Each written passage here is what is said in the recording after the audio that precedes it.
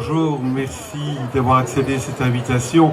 Merci à votre agent littéraire qui est votre épouse, c'est ça?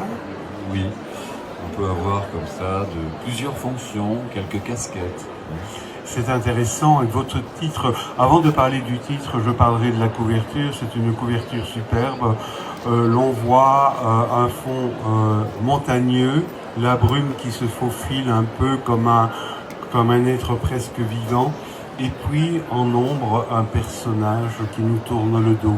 Et cet ensemble de paysages et d'êtres humains presque oubliés nous donne l'envie de nous plonger dans ce roman. Édition La Trace. Édition La Trace est située dans quelle région? Écoutez, c'est un peu le sujet de la couverture. La Trace, c'est une maison d'édition qui se trouve dans les Alpes françaises. Et j'avoue que j'ai opté pour cette maison d'édition pour cette raison aussi. Ils sont à 2000 mètres d'altitude dans leur chalet. Et cela me plaisait bien. Je sais pas, c'est mon côté un peu Nietzsche, un peu Rilkéen, on va dire. Ce bonheur d'être plus près du ciel, peut-être. Peut-être ou peut-être pas. Mayakumbra, d'où vient ce titre? Ça, c'est un titre qui m'est venu ainsi. C'est un baptême d'un village qui existe peut-être, mais je ne l'ai pas trouvé. Mon personnage l'a trouvé. Sur votre quatrième de couverture, vous parlez d'initiation. De quelle initiatique? Pourquoi? Parce que bon, d'abord je ne connais pas l'Amérique du Sud. C'est un roman qui voudrait se situer dans un de ces pays lointains, au-dessus des nuages, au pied d'un volcan. C'est déjà l'initiation en soi. Donc voilà, l'initiation c'est la route au fond. Hein. C'est au sens, comment dire, ces romans espagnols, etc., qui nous conduisaient le long des jours et des secondes vers des aventures. Je pense à Don Quichotte évidemment, je pense à Lazarillo de Tormes, je pense à toutes ces histoires merveilleuses qui nous portent d'un jour à l'autre vers quelques rencontres, nous permettant d'aller plus loin, quelquefois nous humiliant, quelquefois au contraire nous encourageant à poursuivre notre chemin. La vie, quoi. Cela me fait songer à un être qui est à la recherche de quelque chose, donc sur un chemin initiatique bien entendu. Êtes-vous vous-même en recherche ou avez-vous trouvé ce but que vous cherchez? Ce serait bien triste d'avoir trouvé et j'en suis bien incapable. Non, on ne trouve jamais, je vous rassure. Quant à ceux qui prétendent trouver, ce sont des menteurs. Ah, que j'aime cette expression. À l'origine, dans l'aube bleue mouvante, quelques troncs noirs étranglent encore la lumière fade de la vallée. Ils sont la trame d'une immense forêt pourrissante. Là, beaucoup plus haut dans les rides du ciel, moi, Théo, on ne peut pas aller plus haut. Théo, c'est le Dieu, l'être suprême. Théo avec un T minuscule.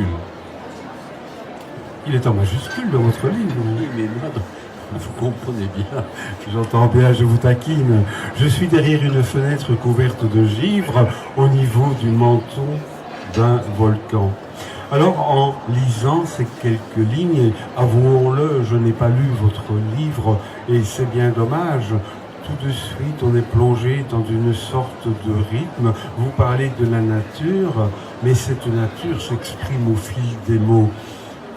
Décrivez-vous la nature ou la nature vous a-t-elle pris par la main pour que vous puissiez la décrire?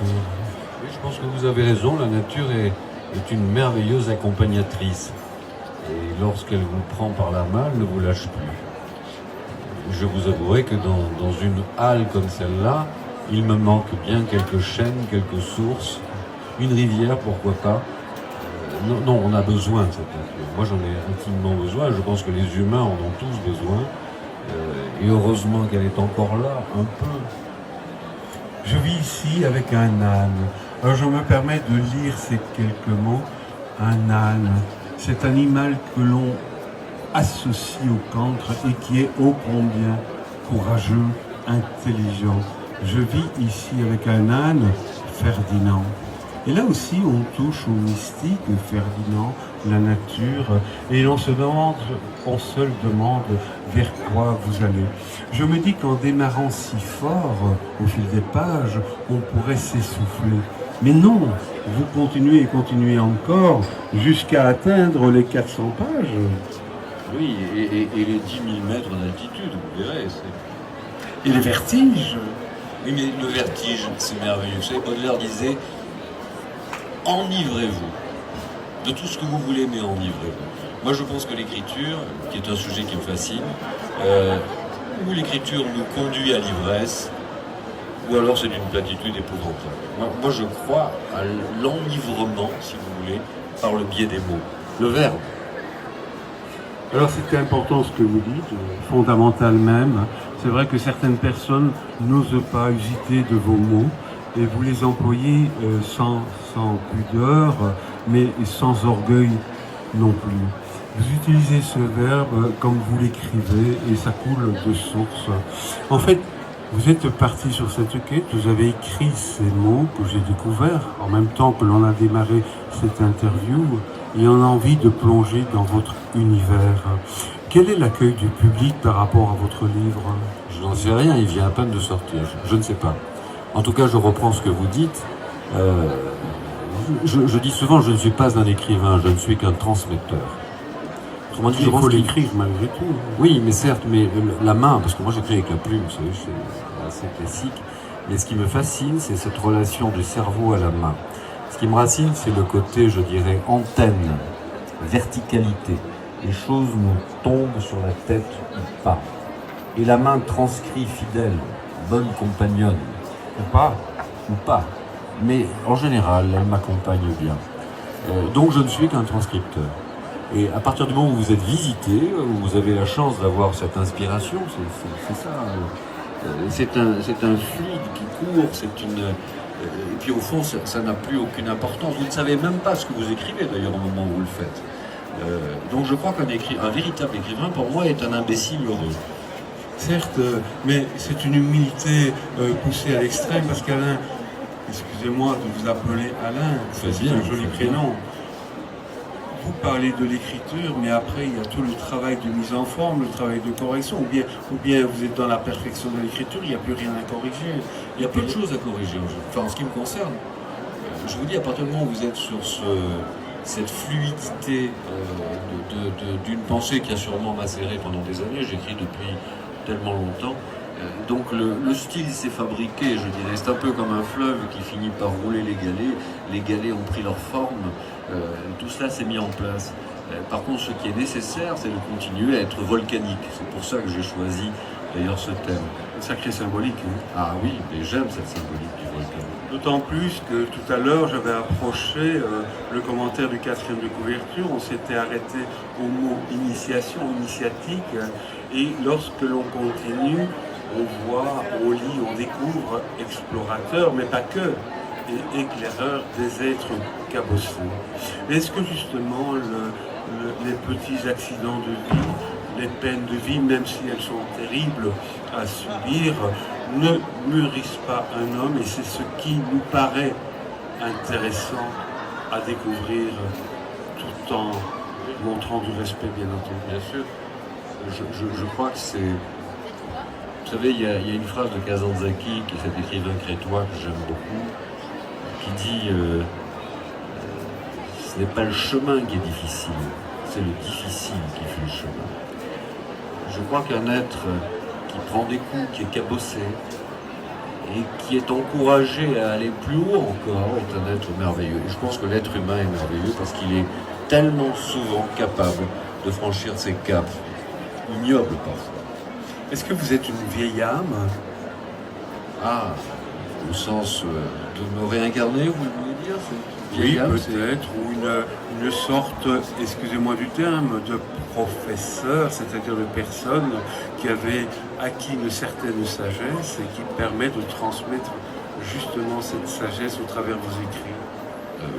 Je sais que la question est pertinente. Non, c'est le mot professeur qui me gêne. Moi, je suis loin de vouloir enseigner quoi que ce soit, qui que ce soit. Par contre, comment dire, la parole au sens prophétique, oui, je préfère prophétique à professeur. C'est-à-dire ceux qui vous visitent à votre insu.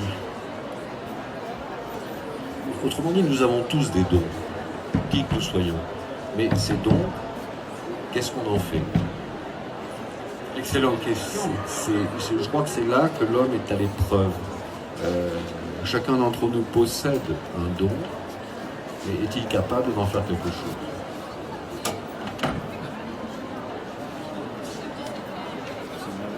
C'est l'intrusion absolue. Voilà l'intrusion, justement la prophétie, mais nous ne l'avions pas prévu. La surprise, l'imprévisible.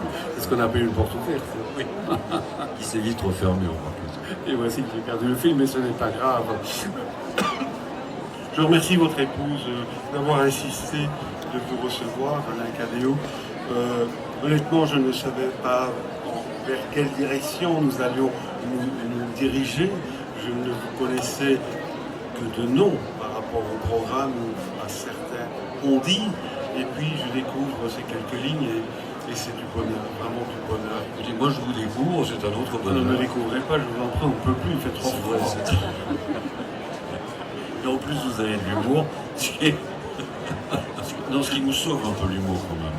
Heureusement qu'on a ce rire par rapport à ces drames dont vous parliez, cette capacité de rire de soi, c'est quand même bien. Mais j'aime votre écriture et je ne résiste pas au plaisir de lire quelques passages tout à fait pris au hasard, et puis c'est arrivé.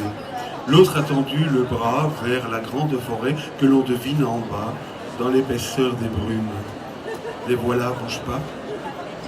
D'abord Théo ne remarque rien, j'adore ce mot Théo. Puis il croit entendre des cris. C'est marrant parce que ces phrases semblent toutes simples et en même temps enferment une sorte de cinémascope peut-être. C'est que en quelques secondes on entre dans vos personnages, on devine ces paysages et on se lance, mon Dieu, quel absurde. Je ne sais pas, mais enfin vous, il semblerait que vous soyez capable de le faire. Je ne sais pas, on est indéfini. Je n'irai pas dans la multitude. Moi, je me dis simplement, singulièrement, vous lisez 3 lignes et vous entrez dedans. Donc, je vais vous l'offrir en plus. Ah non, vous n'êtes pas obligé. Mais serez-vous capable de lire jusqu'au bout? Ah oui, je lis tous les ouvrages. Non.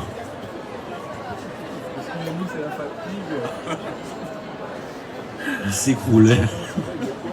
Alain Cadéot, vraiment, c'est un plaisir de vous recevoir. Je le répète, hein, bon, on est dans la redondance. Édition La Trace.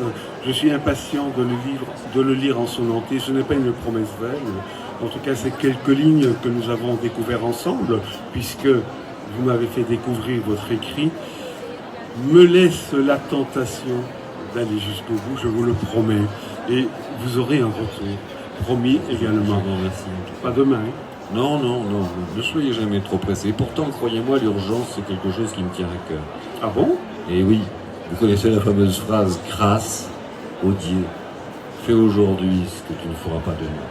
Et aujourd'hui, l'être humain a tellement besoin qu'on lui réponde vite, et pas qu'on le laisse trop attendre. Nous mourrons d'attendre. Nous sommes en train de mourir d'attendre. Là, maintenant.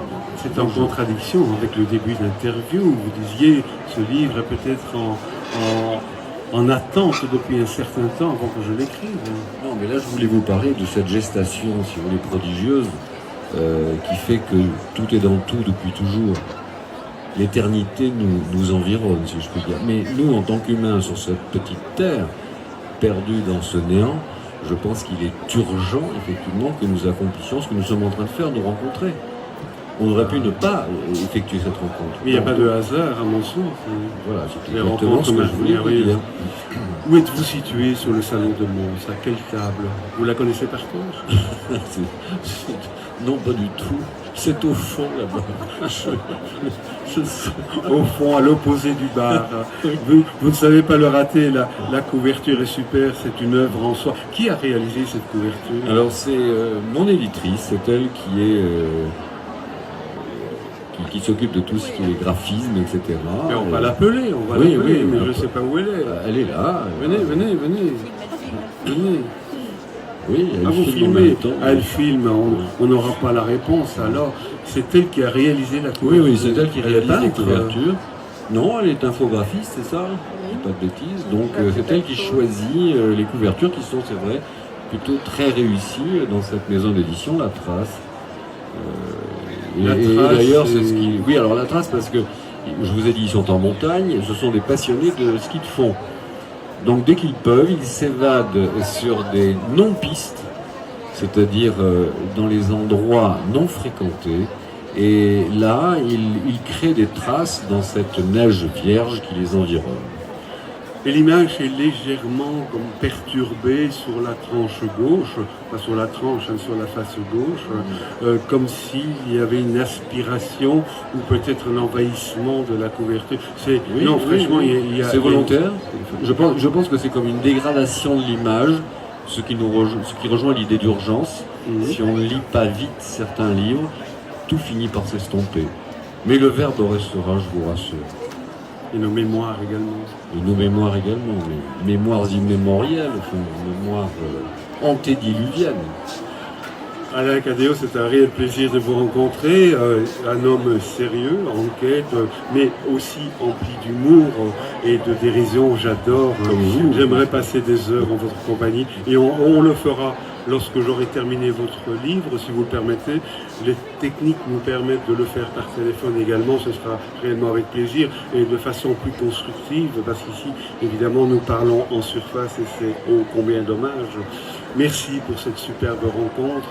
À très bientôt, j'espère. Ça me faisait penser à deux petites voix dans un grand ventre de baleine. Où est la baleine? Au revoir et merci encore. Merveilleux.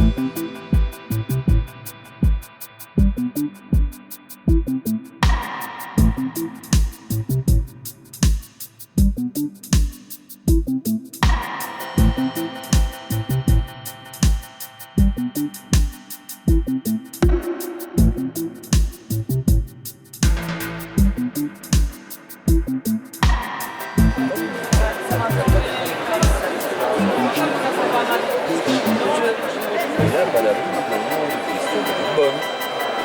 Je la vois passer, très bien, c'était super.